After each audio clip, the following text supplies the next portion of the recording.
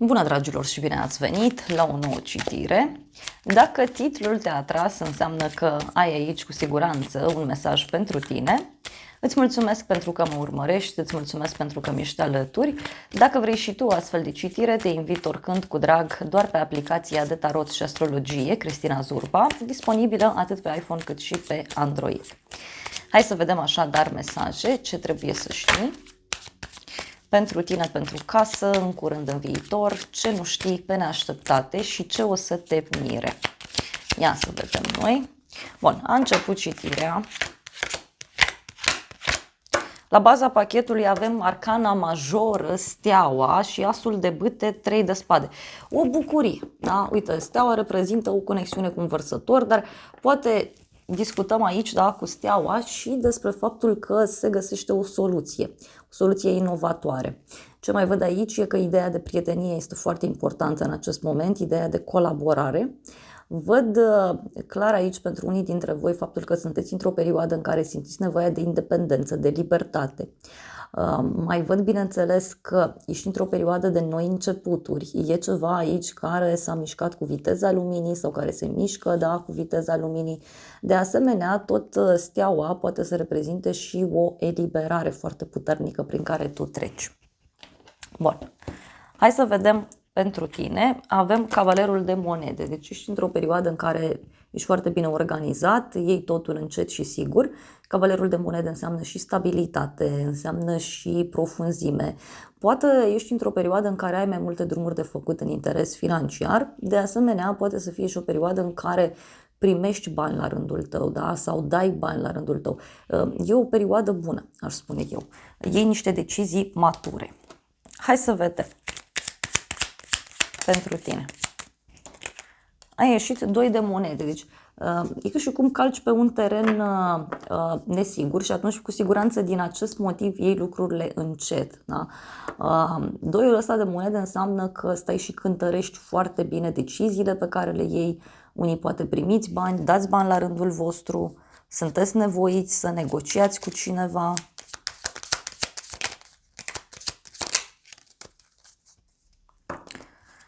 Șapte de spade, da? Deci cineva aici, nu știu, jonglează cu ceva, cineva negociază ceva anume.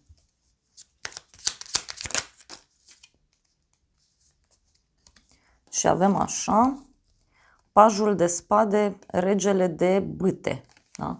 E o persoană aici foarte curioasă în jurul tău sau poate tu ești într-un moment în care te interesezi foarte mult, fie de o afacere, fie te interesezi foarte mult de un anumit mod de a acționa, poate te interesezi mult de o negociere, da? Uite, avem un rege de bâte, deci o conexiune cu o zodie de foc, leu, berbec, săgetător. Pentru casa ta avem nebunul, deci un eveniment neprevăzut care are loc, poate să fie și o perioadă de noi începuturi pentru tine, vrei să-ți cumperi lucruri noi în casă, apar oameni noi în familia ta sau se apropie oameni noi de casa ta, de sufletul tău. Mai văd aici, bineînțeles, și o perioadă în care îți dorești foarte multă independență, dar poate să fie și o transformare foarte puternică, da? În plan personal. Și o transformare care ține de ideea de casă, ideea de familie, ideea de stabilitate. Hai să vedem pentru casă.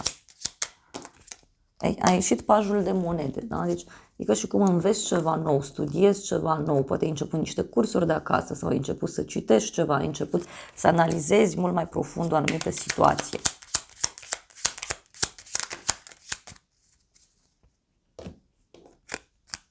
Și avem așa, regina de monede, 3 de bâte, o legătură cu zodie de pământ, Taur, Fecioară, Capricorn.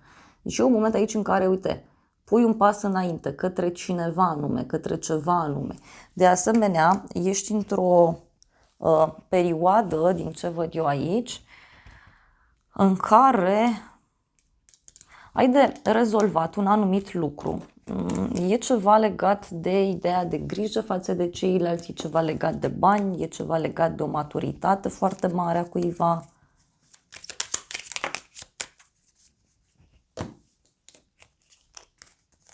Asul de cupe, 5 de bâte. Simt aici și oarecare agitație, da? dar asul ăsta de cupe îmi spune mie că tu vrei să dai la pace în această agitație, în acest eveniment neprevăzut care a avut loc. Adică și cum te-ai aruncat cu capul înainte într-o situație fără să stai să calculezi foarte bine lucrurile. În curând, 5 de cupe, în curând, uite, dai la spate ceva complicat, faci pace cu trecutul, văd o persoană care are niște regrete, văd de asemenea o persoană care se uită foarte mult spre partea goală a paharului, este vorba despre o persoană care vrea să pună punct, uite, cineva aici vrea să închidă ceva ce nu mai funcționează, din ce văd eu. Hai să vedem, și cu 5-ul de cupe. Avem împăratul, o conexiune cu un berbec pentru unii. În curând, uite aici cineva care are o părere de rău în legătură cu o hotărâre. Poate să însemne și că cineva din jurul tău dă la spate niște reguli. Da? Cineva vrea să stingă un conflict.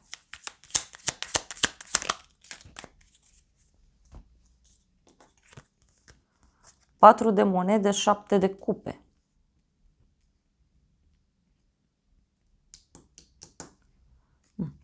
Cineva care face mai multe oferte, da? Cineva care îți face oferte, cineva care îți propune aici mai multe lucruri.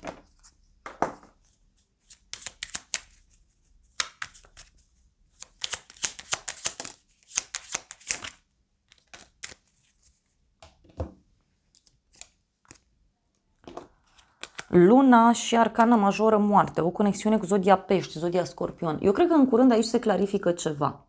E o situație foarte încurcată, văd o persoană nehotărâtă sau cineva care nu cunoaște foarte clar o situație, cineva care nu vede lucrurile foarte clar. În viitor, 8 de monede. În viitor văd aici că lucrezi cu drag și spor la ceva anume, te concentrezi foarte mult pe detalii, te concentrezi foarte mult pe ceva anume. 8 de monede, de asemenea, poate să reprezinte, uite, și un moment în care tu îți faci aici niște planuri. Da? Poate să reprezinte și o veste legată de muncă. Dar hai să vedem în viitor.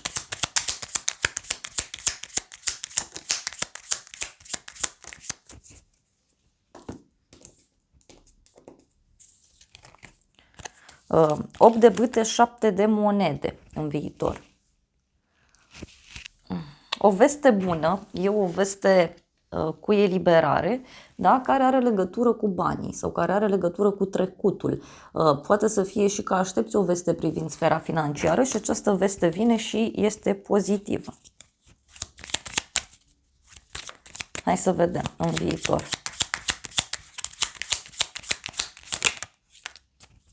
Steaua. A ieșit steaua. Deci se face lumină într-o problemă. Apare lumina de la capătul tunelului. Afli despre un adevăr.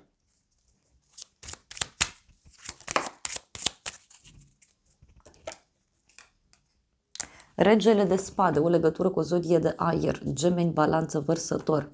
Regele ăsta de spade, uite, înseamnă și o veste de la o instituție publică, poate să însemne și un plan foarte bine pus la punct, o strategie foarte bine pusă la punct, dar, repet, e ceva ce are legătură și cu munca.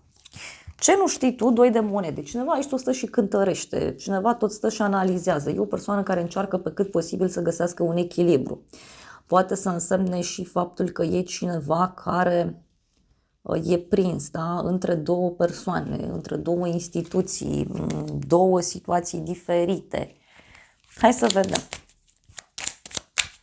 Ce nu știi tu?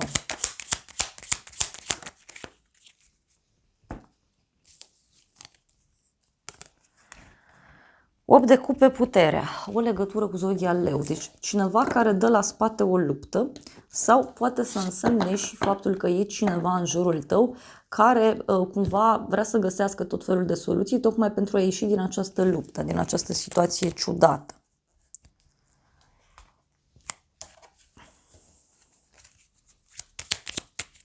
Ce nu știi tu?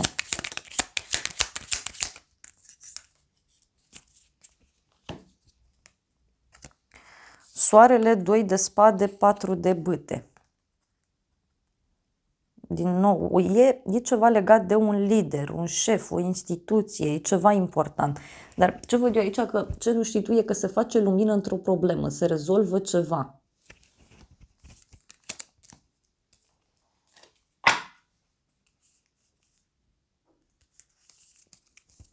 Parcă e un personaj care încearcă să-și repare o greșeală.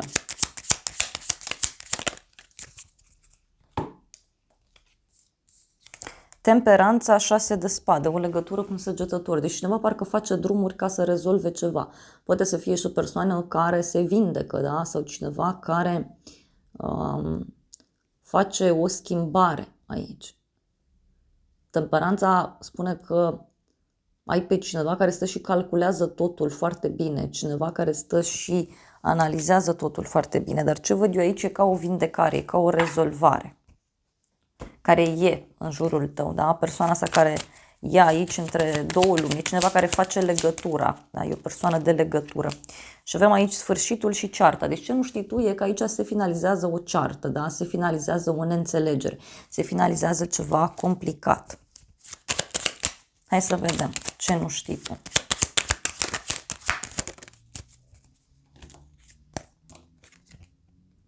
Avem hoțul și preotul.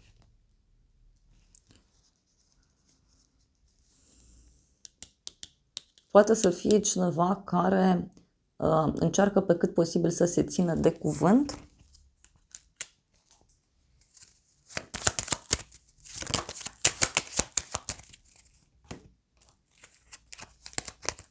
Avem dorința și pierderea. Poate cineva care luptă aici să nu piardă ceva.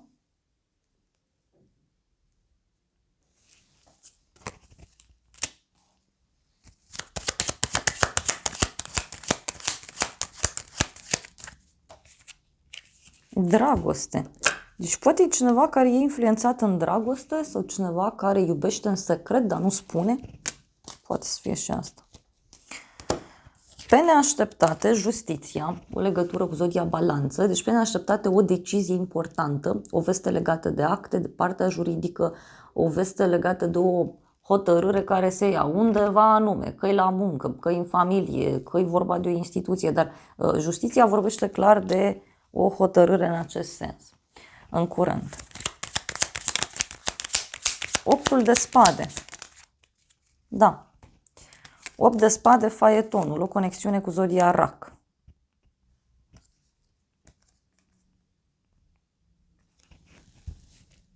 Un drum important. Un drum, uite, care poate avea legătură cu partea juridică sau poate să însemne și faptul că se rezolvă ceva, da? Legat de o obsesie a cuiva, legat de un blocaj. Mie mi-apare salvatorul, cel care găsește soluții. Uite, e un noroc aici.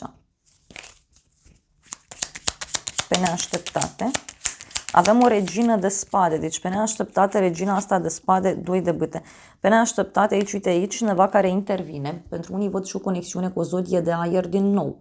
Gemeni, balanță, vărsător. E cineva care intervine și care clarifică o anumită situație pe termen lung.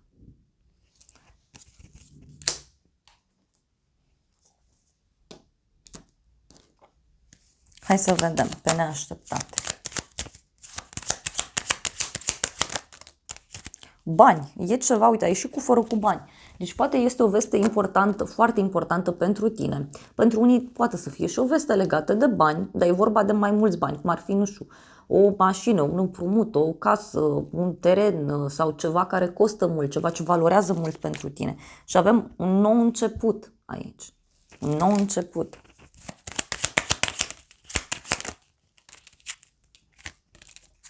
Și avem, uite, o persoană supărată. Da? Pentru unii poate să fie o amânare de care aflați.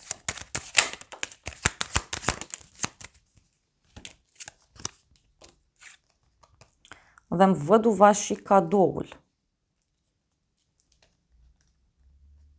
E cineva care are parte de o surpriză.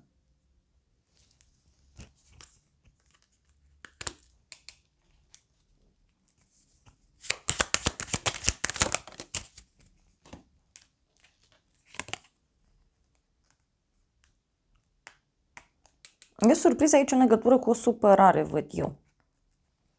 Că totuși, uite, văd un prieten sincer, o persoană fidelă, cineva care ți este alături. Ce o să te mire temperanța, o conexiune cu un săgetător. Deci ce o să te mire e exact ceea ce se pregătește aici, da? O împăcare, cineva vrea să dați la pace, faci o înțelegere cu cineva, poate să însemne vindecare, liniște, răbdare, echilibru. Ce o să te mire? Ia să vedem ce o să te mire. Și avem aici văduvul și inamicul. Deci cineva care încearcă aici să-și plătească niște greșeli, mai poate să fie.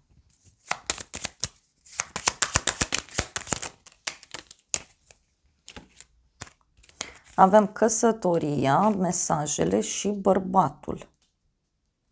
Deci poate e cineva care află aici că a fost mințit, da? Sau poate să fie cineva, uite, care îți propune o colaborare, îți propune o relație, îți propune ceva. Hai să vedem ce o să te mire.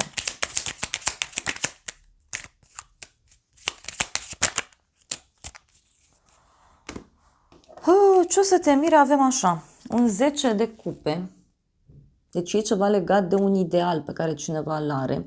E legat de ideea de familie sau e legat de un grup de oameni foarte drag ție. 2 de cupe, 3 de spade, turnul, da? Deci cineva care, uite, răbufnește sau cineva care are niște probleme foarte mari aici. Fie legate de o întâlnire, fie legate de cineva din jur. Deci e o situație aici.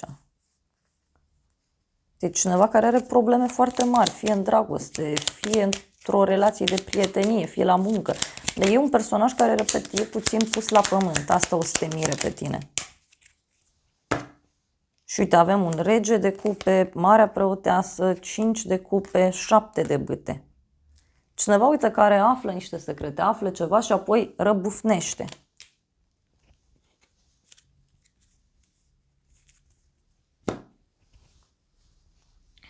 Hai să vedem ce zice acest oracol.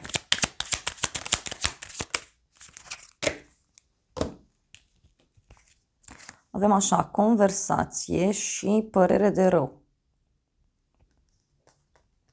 Deci ce o să te mire aici, e cineva care are o părere de rău în legătură cu o relație, cu o colaborare.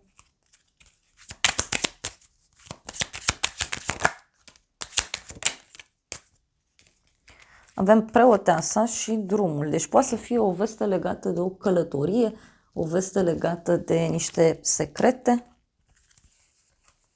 Și avem căsătorie, cadou, bani.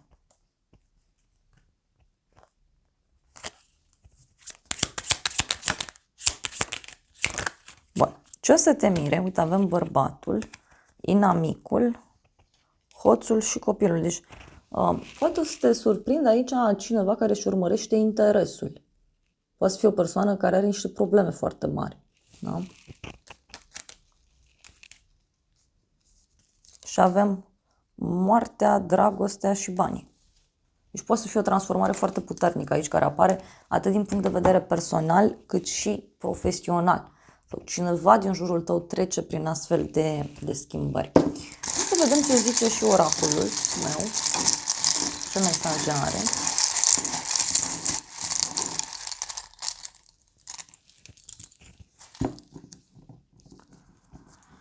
Noutate la drum lung, anotimpul de primăvară. Elementul apă, realizarea dorințelor. Avem lecție, Saturn. Puritate, anotimpul de iarnă. Deci ca o resetare, ca o purificare. Chakra 1, siguranță. Da, a căzut aici.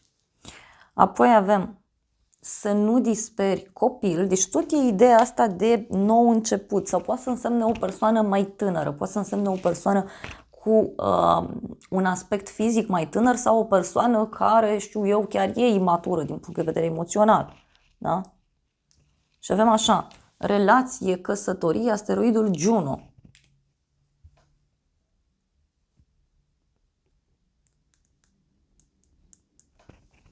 Și tot mi-apare chestia asta. Și pentru unii simt că e ca și cum lucrurile o iau puțin razna aici. E ca și cum tu vrei să faci ceva într-o direcție și viața te duce într-o cu totul altă direcție. Și avem așa, petrecere, amiciție, zodia Leu, luna decembrie, numărul 12, sau avem cifra 1, 2, 3, zodia Săgetător, zodia Capricorn, bani mulți. pe neașteptate o ceartă, îmi este dor suflet pereche și ce o să te mire? Avem conversație, culoare albastru. Deci ce o să te mire aici? E o ceartă, da? E cineva care agită spiritele și e cineva căruia este dor, da? Să comunice cu tine.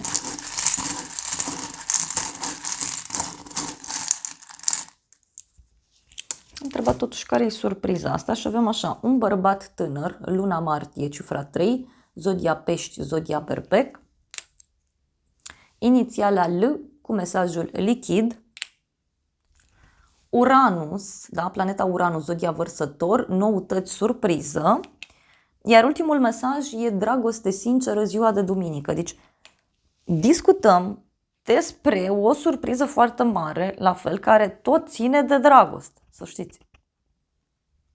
V-am zis că și cum vă duceți să vă căutați un loc de muncă, da? Știu eu, și acolo, nu știu, vă găsiți locul de muncă, vă îndrăgostiți de colegul, colega și mai departe. Deci pot fi astfel de lucruri. Da. Dragilor, acestea au fost previziunile pentru această dată. Eu vă mulțumesc pentru prezență, vă îmbrățișez cu drag.